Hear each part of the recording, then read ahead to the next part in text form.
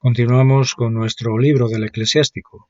Como decíamos, ahora lo que vamos a ver es un poco el contexto histórico.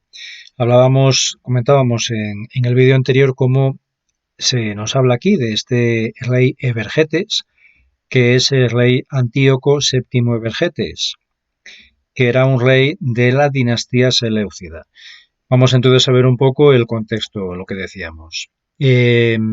Teníamos entonces a Alejandro Magno, este pues gran emperador de origen helénico, que él vive entre el 356 y 323 antes de Cristo, y lo que él hace es desarrollar ese vasto imperio, un imperio impresionante que iba desde la zona de la actual Grecia, descendía hasta el norte de África y se extendía hasta la India. Bueno, pues él lleva a cabo toda esa serie de conquistas a lo largo de estos territorios.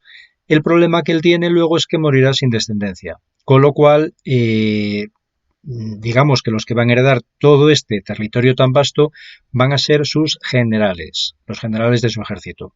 Se distribuye entre una serie de generales y aquí lo que nos interesa en concreto son dos. Sería el general Ptolomeo, que es el que se quedará con esta zona, lo que sería pues Egipto y la zona de Cirenaica, y luego Seleuco, que controlaría todo este área. Son los que nos interesan porque precisamente aquí en este área se encuentra la zona del antiguo Canaán, ¿vale? La zona de Israel, que estaría entre ese imperio de los Ptolomeos, los descendientes de este Ptolomeo, y del imperio seleucida de Seleuco.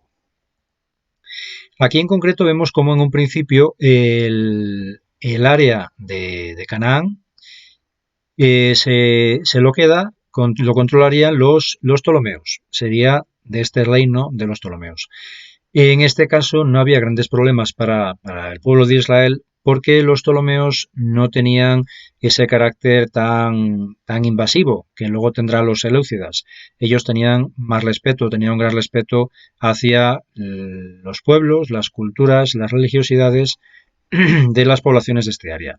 Veremos luego cómo ellos realmente estaban tremendamente admirados por todo lo que era el arte, la cultura, la religiosidad de Egipto, y eso, bueno, pues influirá en el resto de los pueblos. Aquí tenemos que destacar la figura de Cleopatra. Cleopatra, que uno, bueno, pues siempre se le imagina como esa faraona, esa reina egipcia, bueno, pues de estirpe egipcia. Y sin embargo no era así. Cleopatra, vemos aquí, ella vive del 69 al 30 antes de Cristo. Aquí la vemos en concreto con Marco Antonio. Y ella no era de por sí egipcia, sino que ella era precisamente descendiente de esta dinastía tolemaica. Ella descendía directamente de Ptolomeo, este general del ejército de Alejandro Magno. Es decir, que en su origen, ella era egipcia, lógicamente, porque se había criado, había nacido allí, pero en origen ella era de origen europeo, de origen griego. A su muerte, Egipto será cuando ya deje de existir como reino y se convertirá en una provincia más del Imperio Romano. Es decir, ella es la última reina de este vasto e importantísimo imperio egipcio durante tantísimos siglos. Bueno, pues como decíamos, en un principio eran los Ptolomeos los que controlaban el área de Canaán, el antiguo Canaán, la zona de Israel, pero llega un punto en el cual había muchos conflictos entre el reino de los Ptolomeos y el ámbito de los seleucidas. ¿Por qué? Porque, bueno, por un lado porque era fronterizo y por otro porque eran muy diferentes. Los Ptolomeos tenían un planteamiento mucho más helenístico, mucho menos helenístico. Ellos no estaban tan centrados, como decía, pues en imponer esa cultura, esa religiosidad. Sin embargo, los seleucidas era justo lo contrario. Ellos tenían una mentalidad mucho más helenística, mucho más clásica en relación a sus orígenes, y ellos trataban de imponer en todo momento pues sus criterios clásicos, sus criterios del origen de su cultura y de su religiosidad. De esa manera, bueno, pues llega un momento en el cual este área, la zona que decíamos del área de Israel, bueno, pues pasará a dominio de los seleucidas. Y aquí es donde comienzan los grandes problemas.